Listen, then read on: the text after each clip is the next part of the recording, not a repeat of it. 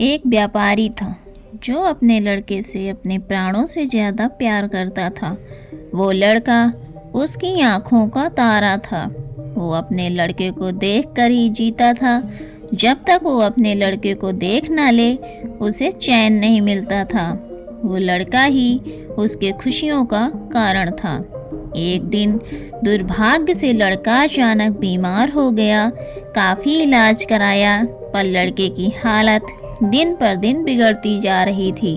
और एक दिन वो लड़का अपने पिता की खुशियों को उजाड़ कर इस दुनिया से चला गया।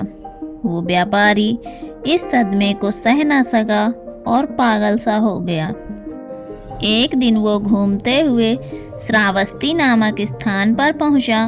उस समय श्रावस्ती के जेतवन में भगवान गौतम बुद्ध रहते थे।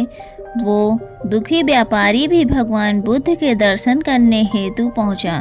बुद्ध को प्रणाम कर वो एक कोने में बैठ गया। गौतम बुद्ध ने उसकी ओर देखा और बोले, तेरी इंद्रियां कुछ चंचल मालूम पड़ती हैं, तू बहुत दुखी है। वो व्यक्ति बोला, महाराज, मेरा प्यारा इकलौता बेटा मेरे सुख का कारण मेरी इस सुख की दुनिया को उजाड़ कर इस दुनिया से चला गया। उसके दुख में मैं अपनी सुध बुध खो बैठा हूँ और यहाँ वहाँ घूमता रहता हूँ। भगवान बुद्ध ने कहा, इस संसार में दुख, शोक और सभी प्रकार की विपत्तियाँ आपकी अपनी प्यारी वस्तुओं द्वारा ही पैदा होती हैं। जब उस व्यक्ति ने भगवान बुद्ध की बातों को सुना तो चकित होकर बोला, क्यों महाराज, भला कोई प्रिय वस्तु भी दुख का कारण हो सकती है? इतना कहकर वो उठा और बुद्ध को बिना प्रणाम किए हुए वहां से चला गया। कुछ दूर चलते चलते उसे कुछ जुआरी दिखे जो जुआ खेल रहे थे। वो व्यक्ति उन जुआरियों से निंदा करते हुए बोला, सुनो, गौतम बुद्ध को देखो, वो कहते हैं इस संसार में सभी प्रिय वस्तुएं दुख का कारण होती हैं। दुनिया में जितने भी शोक और विपत्ति हैं, वो अपनी प्रिय वस्तुओं के कारण ही हैं। मुझे तो उनकी बात पर बिल्कुल भी विश्वास नहीं है। सभी जुआरी उसकी बात सुनकर हंसे और उससे बोले, तुम सही कह रहे हो। प्यारी वस्तुएं तो सुख और आनंद के लिए हैं। उनमें दुख और शोक की कल्पना करना तो मूर्खता वाली बात है। जुआरियों को अपनी बात का समर्थन करता देख वो व्यापारी बहुत खुश हो गया। बस वो समझ गया कि वो ठीक है और गौतम बुद्ध गलत।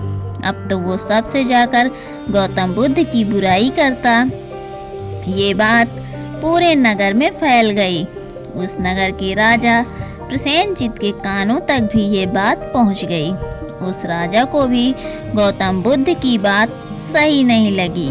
उसने कई विद्वानों से इस बात पर चर्चा की, पर सभी ने कहा ऐसा नहीं हो सकता।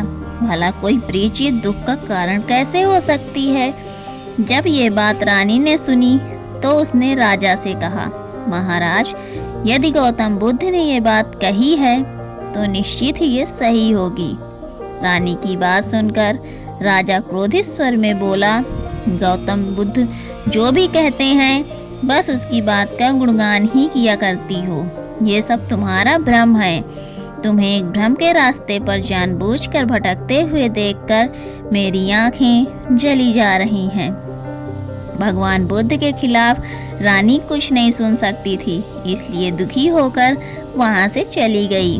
रानी ने नालीजंग नाम के एक ब्राह्मण को बुलाया और कहा, तुम शीघ्र ही भगवान बुद्ध के पास जाओ और उनको मेरी तरफ से सादर प्रणाम करके कहना कि संसार में प्रिय वस्तुएं दुख का कारण कैसे होती हैं। जब वो तुमको इसका उत्तर बताएं तो उनकी एक भी बात को भूल न जाना और सारी बात मुझे आकर बताना। नालीसंग बुद्ध के पास गए और उनसे रानी द्वारा कही गई बात बताई। भगवान बुद्ध बोले, हाँ, इस संसार में सभी प्रिय वस्तुएं दुख का कारण होती हैं। कुछ समय पहले एक स्त्री की माँ मर गई। वो स्त्री अपनी माँ के वियोग में इतनी दुखी हुई कि उसका अपना शरीर का भी ख्याल नहीं रहा। वो फूलों से, पेड़ों से, आते जाते राहगीरों से यही पूछती थी कि तुमने मेरी माँ को देखा है। ऐसा इसलिए हुआ क्योंकि वो स्त्री अपनी माँ से बेहद प्यार करती थी। बुद्ध आगे बोले, इसी तरह इस स्त्री को, अब ये स्त्री अपने मायके गई। उसके भाई उसकी शादी किसी दूसरे से कराना चाहते थे और उस स्त्री को मजबूर कर रहे थे, पर वो स्त्री अपने पति से बहुत प्यार करती थी और उसका पति भी। पर उस स्त्री के भाइयों को यह विवाह अनुचित लगता था। एक दिन वो स्त्री किसी तरह अपने पति के पास पहुंच गई। उसके पति ने कहा कि हम इस दुनिया में नहीं मिल पा रहे हैं, लेकिन स्वर्ग में तो जरूर मिलेंगे। यह कहकर अपनी पत्नी को मार दिया और खुद भी आत्महत्या कर ली। नालीजंग बुद्ध की सभी बातों को सुनकर और बुद्ध की आज्ञा लेकर रानी के पास पहुंचा और उन्हें सारी बात बताई। रानी प्रसन्न होकर राजा के पास पहुंची और उसे सारी बात बताई कि संसार में प्रिय वस्तुएं दुख का कारण होती हैं। रानी की बात सुनकर राजा सन्न होकर उसे देखने लगा।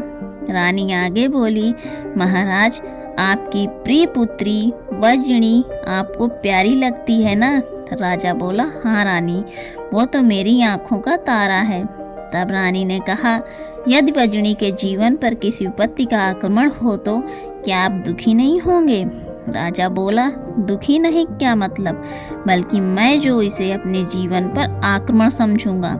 इसी तरह रानी ने राजा को प्रिय लगने वाले मंत्री, सेनापति, राजगुरु आदि के संबंध में भी पूछा। इस पर राजा ने वही उत्तर दिया कि उनके जीवन पर यही विपत्ति आई तो उन्हें दुख ही नहीं होगा, बल्कि उन्हें अपने जीवन का भी अंत मालूम होगा। रानी मुस्कुराते हुए बोली, महाराज, अब तो आपको गौतम बुद्ध की बात समझ में आ गई होगी।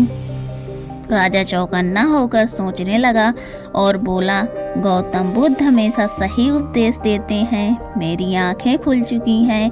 इसके बाद राजा भी भगवान बुद्ध का वंदन करने लगा। तो दोस्तों, कैसी लगी आज की कहानी आपको? उम्मीद करती हूँ कि आज की कहानी से आपको एक सीख जरूर मिली होगी। तो मिलती हूँ आपसे अगली कहानी में। तब तक अपना ख्याल रखें और वीडियो में अंत तक बने रहने के लिए आपका बहुत बहुत धन्यवाद।